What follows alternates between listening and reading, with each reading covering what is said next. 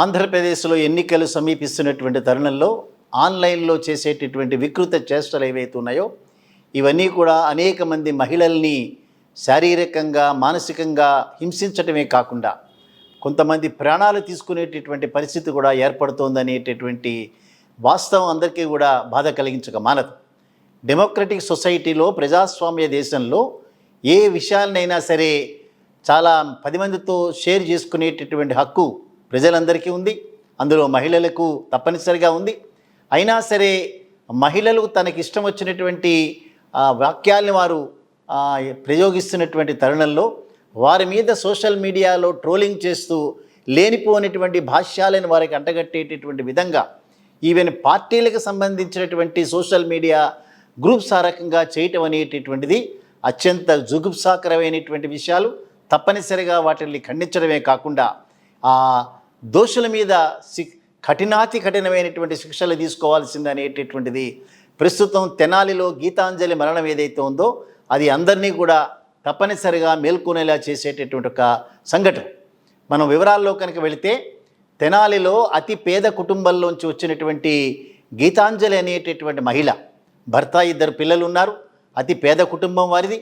So వారికి మధ్యలో జగనన్న ఇళ్ల పట్టాలు ఇచ్చాడనేటటువంటిది ఆ ఇళ్ల పట్టాలలో లబ్ధిదారులుగా ఉన్నటువంటి గీతాంజలి సంతోషాన్ని ఆపుకోలేక ఒక యూట్యూబ్ ఛానల్కి వారు ఇంటర్వ్యూ ఇస్తూ నేను జగనన్న చేసినటువంటి అనేక కార్యక్రమాల వల్ల లబ్ధి పొందినటువంటి వ్యక్తిని, మా కుటుంబం కూడా లబ్ధి పొందింది. జగనన్న చేయూత ద్వారా, అమ్మఒడి ద్వారా నేను లబ్ధి పొందాను. ఇవే కాకుండా జగనన్న ఇచ్చినటువంటి ఇళ్ల పట్టాల ద్వారా మాకు ఇల్లు కూడా వచ్చిందన్న సంతోషంతో అనేక రకాలైనటువంటి తన సంతోషాన్ని పంచుకుంది. అది చూసి గిట్టనటువంటి వ్యక్తులు ఐటీడీపీ అనేటటువంటి పేరుతో ట్రోలింగ్ చేయటం వల్ల ఆమె చనిపోయింది అనేటటువంటిది గీతాంజలి భర్త పోలీసులు కంప్లైంట్ చేసినాడు. సో మనం ఇవన్నీ కనుక చూస్తే ఒక ప్రభుత్వం ద్వారా లబ్ధి పొందినటువంటి ఒక మహిళ ఆ ప్రభుత్వాన్ని కీర్తిస్తూ చేసినటువంటి కొన్ని ప్రకటనలు ఏవైతే ఉన్నాయో అది ఆహ్వానించడం పోయి ఒక బీద కుటుంబం పైకి ఆర్థికంగా వృద్ధి చెందుతోంది అనేటటువంటి ఒక కార్యక్రమాన్ని అభినందించాల్సింది పోయి అసభ్యకరమైనటువంటి పదజాలంతో వారిని దూషించడం వల్ల మాత్రమే నా భార్య చనిపోయింది అనేటటువంటి ఆ భర్త యొక్క ఆవేదన, అదే రకంగా కుటుంబ సభ్యుల యొక్క ఆవేదనని తప్పనిసరిగా మనం అందరం కూడా షేర్ చేసుకోవాల్సిందే. ఈ రకమైనటువంటి కార్యక్రమాలు కనుక భవిష్యత్తులో అడ్డంకి లేకుండా కనుక ముందు కనుక కొనసాగితే అనేక మంది మహిళలు వారి యొక్క వ్యక్తిత్వాన్ని పోగొట్టుకుంటారు. సమాజంలో వారికి సంబంధించినటువంటి ఒక చెడు సాంప్రదాయాన్ని నెలకొల్పి వారు ఒక చెడును మూటగట్టుకునేటటువంటి అవకాశం ఉంటుంది. అదే రకంగా గీతాంజలిలాగే కొంతమంది ప్రాణాలు తీసుకునేటటువంటి అవకాశాలు కూడా ఉంటాయి.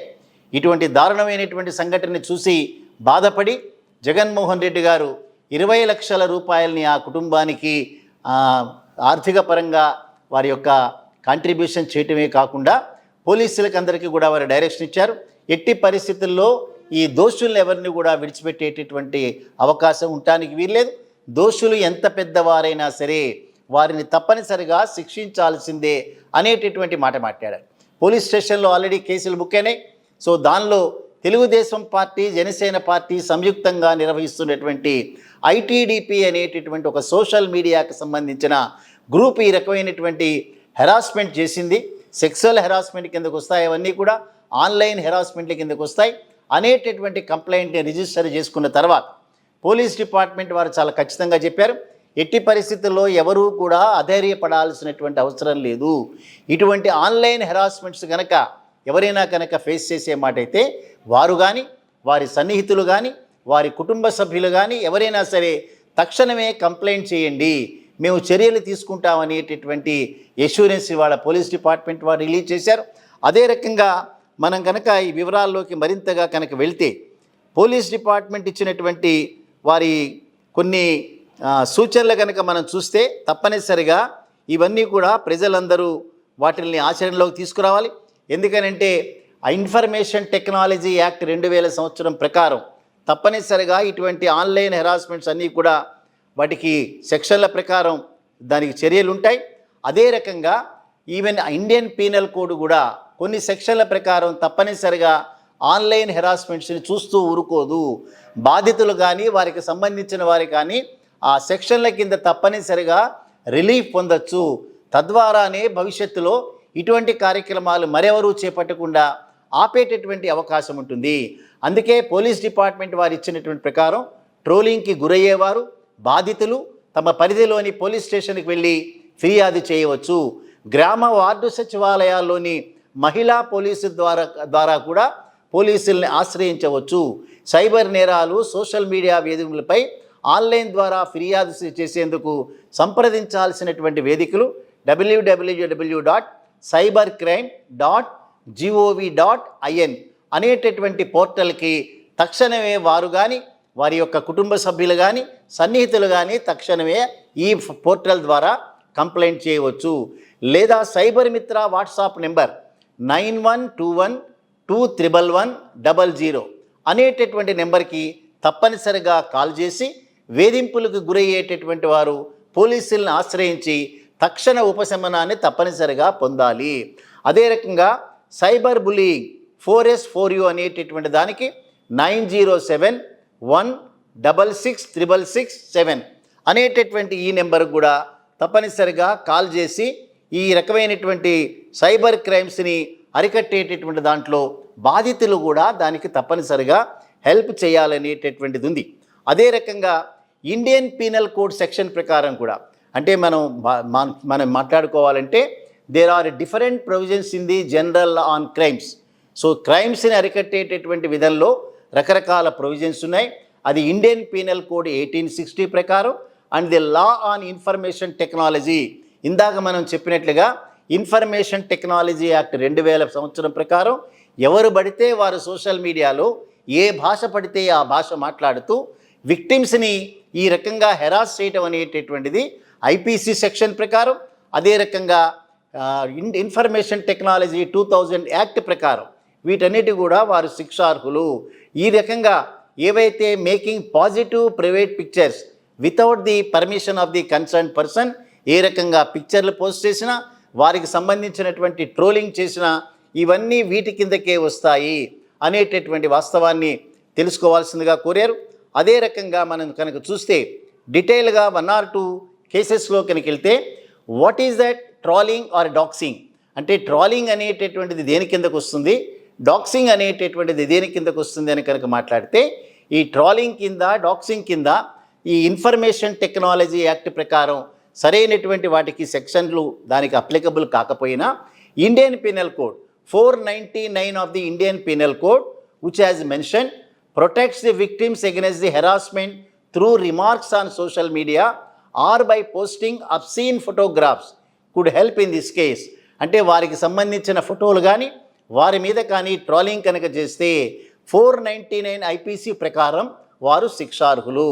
Even section 507 of the IPC which addresses any individuals whose intention is to intimidate women or threaten them anonymously online could help by awarding the perpetrator a jail for a term of 2 years. అంటే ఎవరైనా సరే ఈ బాధితుల్ని harassment చేయడానికి పోస్టింగ్లు పెట్టినా వారి యొక్క ఫోటోలు పెట్టినా లేదా వారికి సంబంధించినటువంటి అబ్సీన్ లాంగ్వేజ్ ఉపయోగించినా సరే సెక్షన్ 507 ఐపీసీ ప్రకారం వాళ్ళని కఠినంగా 2 సంవత్సరాల జైలు శిక్షని వారికి విధించవచ్చు అనేటటువంటిది ఇండియన్ పీనల్ కోడ్ చెప్తోంది. అదే రకంగా section 345A of the Indian penal code the postings lewd comments on social media can be imprisoned for a year and can be asked for a fine also. అంటే ఎవరి మీదైనా వారి consent లేకుండా వారి మీద అసభ్యకరమైనటువంటి పదజాలాన్ని ఉపయోగిస్తే section 354A of the Indian penal code చట్ట ప్రకారం 1 సంవత్సరం పాటు జైలు శిక్ష, ఫైను 2 కూడా వేసేటటువంటి అవకాశాలు ఉన్నాయి. అదే రకంగా section 354 of the C of the IPC protects the women against the voyeurism if a man without the consent of a woman is found to be capturing photographs or videos while being engaged in a private act. ఈ రకంగా చేసినా కూడా వారిని కూడా ఈ section ప్రకారం punish చేయొచ్చు. అదే రకంగా section 499 of the IPC covers defamation wherein anyone making derogatory remarks on social media or posting obscene images or videos in public can be liable for a jail of the term of 2 years. So వారికి సంబంధించినటువంటి ఏ రకమైనటువంటి వివరాలు వేసినా దాన్ని కూడా 2 సంవత్సరాల జైలు శిక్ష విధించవచ్చు. According to the advanced research in digital forensics and cyber security, cyber stalking is an act under the section 354D of the IPC deals with stalking in all forms. So IPC చట్ట ప్రకారం వీరందరూ శిక్షార్హులే. ఇప్పటికే police వీరిని inform చేసింది.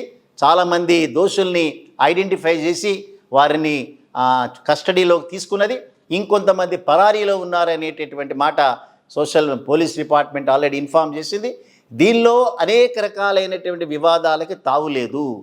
ఎవరైతే గీతాంజలి మీద వారి యొక్క కన్సెంట్ లేకుండా వారి యొక్క ఫోటోగ్రాఫ్లు పెట్టడం, వారి మీద అసభ్యకరమైనటువంటి పదజాలాన్ని ఉపయోగించడం, అదే రకంగా మగవారే కాదు కొంతమంది ఆడవారు కూడా దానిలో ఇన్వాల్వ్ అయినట్టుగా పోలీసు దగ్గర చాలా పక్కా సాక్ష్యాధారాలు ఉన్నాయి. సో ఒక పార్టీ కొమ్ము కాస్తూ ఇంకొక వ్యక్తి మరణానికి కారణమైనటువంటి ఇటువంటి వ్యక్తుల మీద ఐపీసీ సెక్షన్ ప్రకారం, అదే రకంగా ఇన్ఫర్మేషన్ టెక్నాలజీ యాక్ట్ 2000 ప్రకారం తప్పనిసరిగా నిందితులందరినీ కూడా చట్టం ముందు నిలబెట్టాల్సిందే. మరొకసారి ఇటువంటి కార్యక్రమాలు చేసి పేదలని ఇటువంటి హెరాస్మెంట్కి గురి చేయకుండా, ఆడవారిని ఇటువంటి హెరాస్మెంట్కి గురి చేయకుండా చేయాలంటే తప్పనిసరిగా శిక్షించాల్సిందే. జగన్మోహన్ రెడ్డి గారు 20 లక్షల రూపాయలు ఏదైతే ఆర్థికపరమైన సహాయం చేసినారో వారి భర్త యొక్క ఆవేదన అర్థం చేసుకుని 2 పిల్లలు అనాథలైపోయినారు. ఆ అనాథల పిల్లలకు కూడా భవిష్యత్తులో ఏ రకమైన ఇబ్బంది లేకుండా చూసుకుంటామని చెప్పి ప్రభుత్వం హామీ ఇచ్చింది.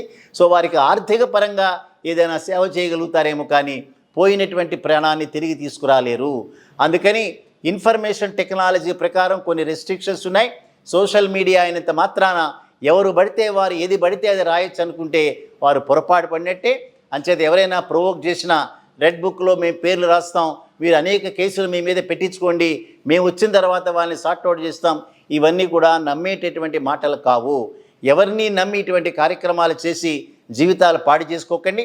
అంచేత బాధితులు కూడా ఎక్కడైనా సరే ఇటువంటి కార్యక్రమాలు కనుక వారి మీద జరుగుతున్నప్పుడు ఇందాక మేము ఇచ్చినటువంటి నెంబర్ల ప్రకారం, అదే రకంగా పోర్టల్ ఏదైతే ఉందో దాన్ని ఉపయోగించుకుని బాధితులు తక్షణమే పోలీసు యొక్క రక్షణ తీసుకోవచ్చు.